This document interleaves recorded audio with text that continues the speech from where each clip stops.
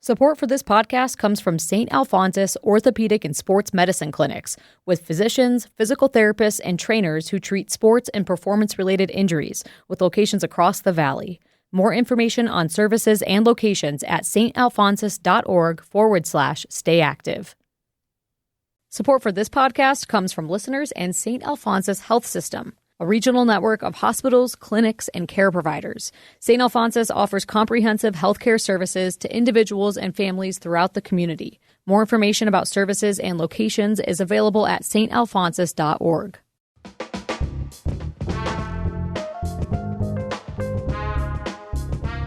From Boise State Public Radio, this is The Connector. It's Idaho's Daily News. Good morning. I'm George Prentice. This morning, we have an update on that trip that 5 Idaho lawmakers made to Jerusalem. We'll tell you how Boise Police are investigating a series of thefts that have targeted local vape stores. And we will check in with election officials who are getting set for Election Day. It is now less than 6 weeks away. Today is Wednesday, the 24th of September, and here we go with today's stories.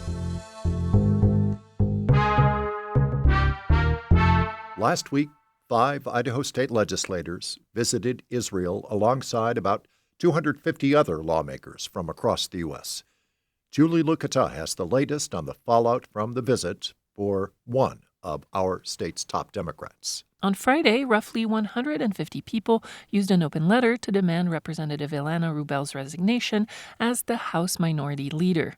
Social activist Shiva Rajbandari initiated the letter condemning the trip, which included a visit with the Prime Minister and President of Israel. What are Idahoans' interests in meeting with Benjamin Netanyahu and Isaac Herzog? I don't know. There are none. No Idahoans' interests were served. Rajbandari also called for the 4 Republicans on the trip to step down. Speaking to Boise State Public Radio on her first day back from Israel, Representative Rubel said she would not be resigning, but did not want her participation to be construed as any kind of endorsement of the Israeli government's actions.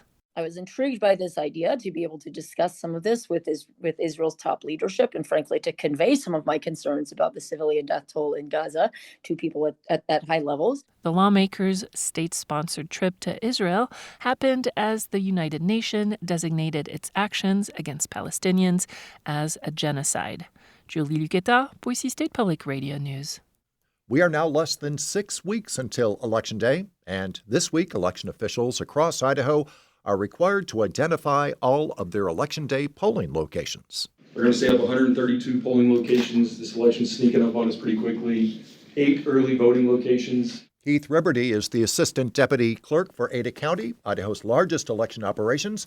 More than 100 of those precincts will be printing so-called ballots on demand, meaning specific ballots depending on the voter's location. All in, there will be 353 variations of the ballot just in Ada County. And as we just heard, there will be 8 early in-person voting locations, including Boise, Meridian, and Star City Halls, plus libraries in Boise, Eagle, and Kuna, plus Expo, Idaho, and the Ada County election headquarters. Early in-person voting begins October 20th. Now, Boise Police say they're investigating a series of thefts over the past week and a half that targeted local vape stores. The most recent, yesterday, an attempted armed robbery by a masked suspect who fled the scene on a bicycle. Police say they think only one individual is responsible, and they have photos of the suspect on the city's website. Anyone with information is asked to contact Boise Police or Ada County Dispatch.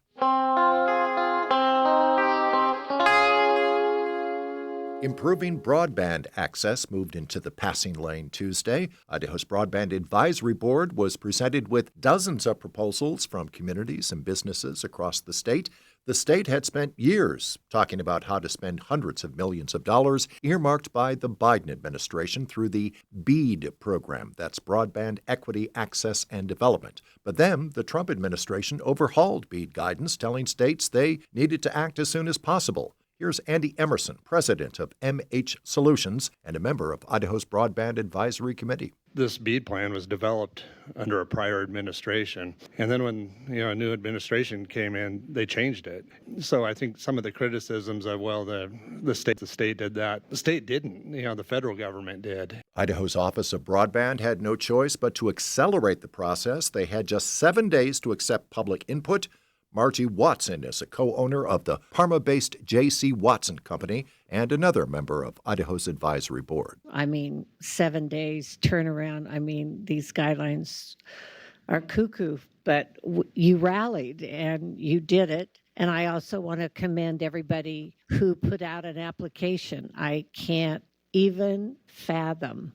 You didn't sleep. The advisory board gave the Idaho Office of Broadband a green light to start negotiating with applicants and then get back to the committee later this fall.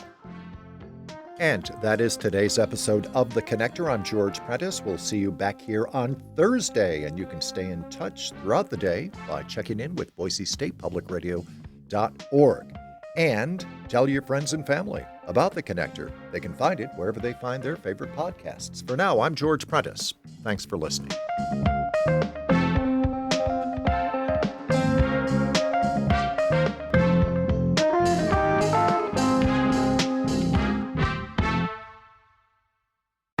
It's rare to find a podcast that can actually change your life. But when the show's called Life Kit, that's kind of the whole point. I'm Mariel Segarra. 3 times a week on the Life Kit podcast, we guide you through a topic we could all use help with, from personal development to healthy living to managing your dinero, with takeaways so you can start living what you learn right away. Escucha el Life Kit podcast from NPR.